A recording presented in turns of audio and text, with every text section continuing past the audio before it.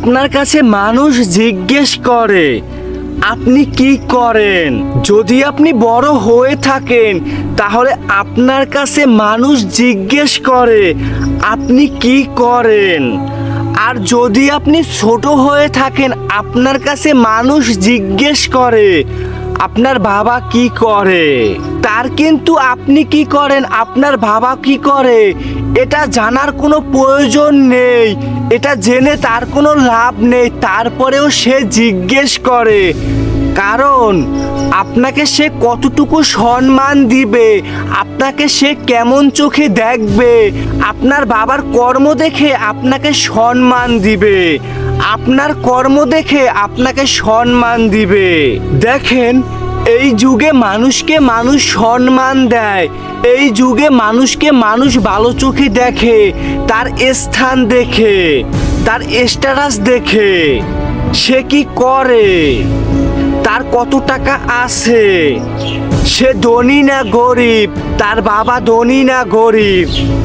দেখেন, আপনার কাছে কেউ কিছু জিজ্ঞেস করলো যে আপনি কি করেন, আপনার বাবা কি করে, বলার কোনো প্রয়োজন নেই, বলার কোনো প্রয়োজন নেই। যে ব্যক্তি জিজ্ঞেস করে সেই ব্যক্তি তো ভালো মনের মানুষ নয়। আমি কেন তার কাছে বলবো, আমি কেন তার কাছে বলবো, আমি যেটা করি তো করি, আমার বাবা যেটা করে তো করে, আমার বলার কোনো প্রয়োজন নেই। মানে আমার ভিতরে এমন একটা অনুভব কাজ করতে হবে, যে ব্যক্তি জিজ্ঞেস করবে তার কাছে বলার কোনো প্রয়োজন নেই, তার থেকে আমার বিন্দু পরিমাণের কিছু আমি আশা করি না। কেননা আমাকে বিচার করবে আমি কি করি, আমার স্ট্যাটাস কি, আমাকে বিচার করবে আমার বাবা কি করে, আমার বাবার স্ট্যাটাস কি। মূলত তো আমরা মানুষ, আমাদেরকে তো প্রথমে মানুষের চোখে দেখতে হবে। ধনী গরিব কেন ভেদাভেদ করে দেখব? যে ব্যক্তি গরিব সে ব্যক্তিও মানুষ, যে ব্যক্তি ধনী সে ব্যক্তিও মানুষ। তাহলে কেন আমাদের ভিতরে হিংসা দিমাগ রাখবো?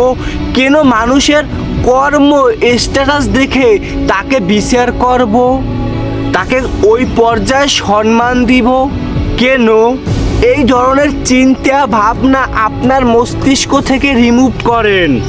দেখেন, আপনি যদি জীবনে ভালো কিছু করতে চান, বড় হতে চান, ভালো একজন মানুষ হতে চান, তাহলে আপনার মন থেকে এই ধরনের চিন্তা ভাবনা রিমুভ করতে হবে।